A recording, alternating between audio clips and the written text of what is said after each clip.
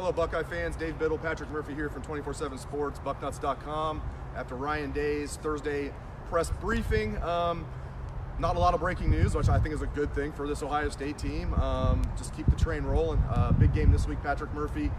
Every week it's like, is this going to be the team that tests Ohio State and plays a full 60 minutes against Ohio State? Is this going to be the team that plays a full 60 minutes against Ohio State and really tests them, do you think? No, I think, and I don't mean that as a disrespect to Michigan State. I mean that because I think Ohio State's that good. I think, it'll be a similar game to last week in terms of Ohio State playing into the fourth quarter, keeping starters in. It seems that Ryan Day doesn't want any of these games to have teams coming back. That's why he left Justin Fields and the starters in last week as long as he did. So I imagine it being similar in terms of how it plays out with the starters staying in the game. I think Michigan State will be able to hang with the Buckeyes to some degree, but I just think there's too much talent on this Ohio State team, and we can go into it a little bit more, but frankly, I don't know how Michigan State scores a ton against Ohio State. While I do think Michigan State's defense is good, I'm not sure it's as good as some of the Michigan State defenses of the past, though those defenses, as we saw last year, have slowed down the Buckeyes, but this offense is just moving so well right now. I just don't know how Michigan State, who has struggled to score points at times this season, puts up enough to really make it a game well into the second half. I completely agree, and even if the Spartans were completely healthy offensively, I would think, man, this is going to be tough against this defense. I mean, this defense is ferocious, fast, they're stacked, they're deep, they've recruited so well defensively and offensively, but just focusing on Ohio State's defense. But the Spartans are really banged up on their offensive line. 2 starters are out. They have a total of 3 offensive linemen that are hurt, including 2 starters, and maybe they'll get 1 guy back. We'll see, but regardless, they're banged up. And where is Ohio State? Of all the strengths on Ohio State's team, there's tons of them. Maybe you could say it's Justin Fields, but I think of all the position groups that have more than 1 player that actually starts, it's the defensive line, no doubt about it, for Ohio State is the strength of this team. Ohio State's defensive line is going to eat Michigan State's offensive line alive. So I think it's going to take something like some fluky plays for Michigan State to be able to stay in this game. I completely agree with you, Patrick. I think the point spread sounds about right. I don't think it's going to be like Ohio State winning by like 49, but I do think Ohio State's going to win by around 20, 24, somewhere around there. Absolutely. I think the D-line is going to have a field day. We saw last week Chase Young and Jonathan Cooper together for the first time this year. From the opening drive, they were getting pressure on Adrian Martinez. I think it'll be a similar thing with Brian Lewerke this week, Michigan State's quarterback, who, while Jeff Hafley pointed out this week, is an underrated runner. He's not Adrian Martinez. I don't think he can move around as well as Adrian Martinez did, and he struggled to get away from Ohio State's pass rush, which goes beyond just those 2. But having Cooper back, I think, made a big difference, bigger than even I thought, really. And I don't see how this offensive line is going to block Ohio State's defensive line. I do think Michigan State's defense might slow Ohio State's offense a little bit. We saw last week Nebraska's defense was not the strength of their team. It was their offense. Ohio State shut that down. But Michigan State's defense has always been very sound, as I mentioned before. They know what they do. They play press man. The defensive line gets pressure. And it's no different this year. They may not be quite as rated as high.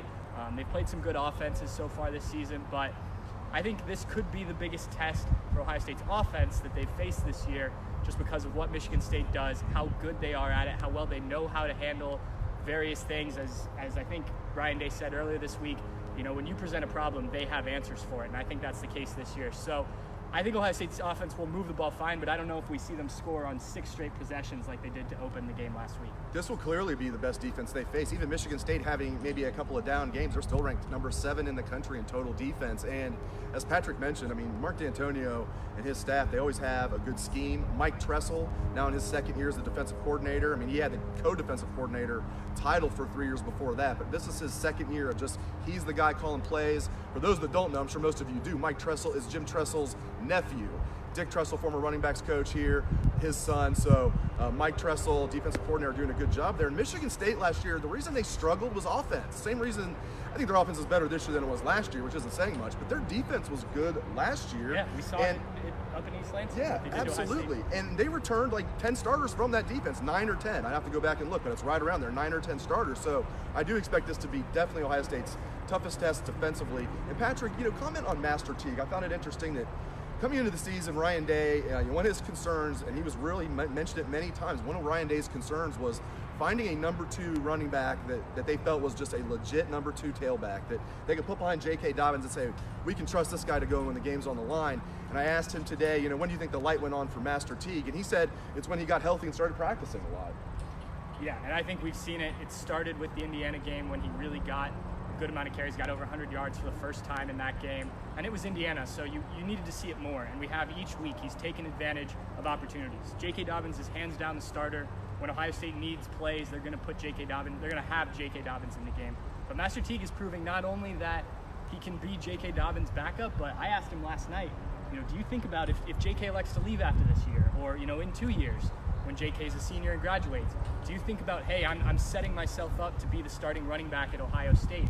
And he admitted, of course you think about it. He came here, wanted to be a starting running back for the Buckeyes, and he doesn't want to get too far ahead of himself, but I think he's doing everything he needs to do in the carries that he's getting to prove that he can do that. And he's showing that he's not just a big back. He can run. He had a nice catch and run last week. Yeah, he did. Which is something I didn't expect to see from him, especially this early in his career. He just runs people over, and he's fast. He's very fast, and it's something I think we saw a little bit of early on. He played 4 games last year, but he's proving right now to be a very good complement to J.K. Dobbins. And I think, like I said, setting himself up for, in the future, once J.K.'s done, to certainly be in the conversation, if not lock down that starting running back spot. And it's one of the reasons I'm not concerned about running back recruiting for the 2020 class. I mean, I do think they're going to get 1 or 2 really good running backs. Not Bijan Robinson, not 5-star, but I think they're going to get 1 or 2 really good, not just good, really good running backs in their 2020 class. Well, Ohio State's shown. I mean, Master Teague is a good example. J.K. Dobbins is a good example. Even Marcus Crowley.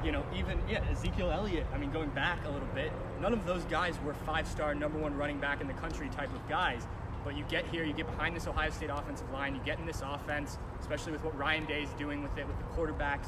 You're going to run the ball, and you're going to run the ball. Mick. Yeah, Coach Mick. Get Coach Mick like rocking you up like Patrick Murphy here, getting all rocked up like my guy here. And credit to Tony Alford for developing these guys, but you just need some talent. You may not be the highest rated kid, but Ohio State's always found the guy that they like. They brought him in, J.K. Dobbins, Master Teague, Marcus Crowley, Steel Chambers.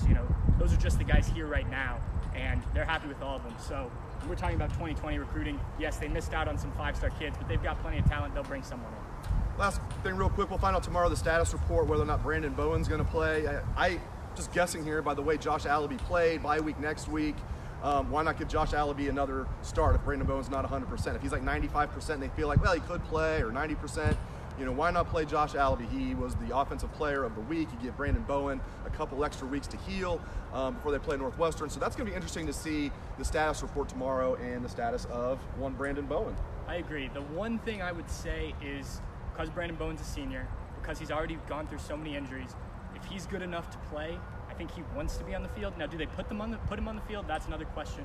Jonathan Cooper's a guy who probably could have played a few weeks ago. They wanted to get him back to 100%. They obviously had depth there. They have depth at tackle on the offensive line. So, if I'm Brandon Bowen and I'm healthy, I'm fighting for a chance to play because I know I only have so many games left and I've already missed so many with injuries. But Ohio State's going to do what's best for the team, what's best for Brandon Bowen long term. So yes, it will be very interesting to see if he's going to be available on Saturday.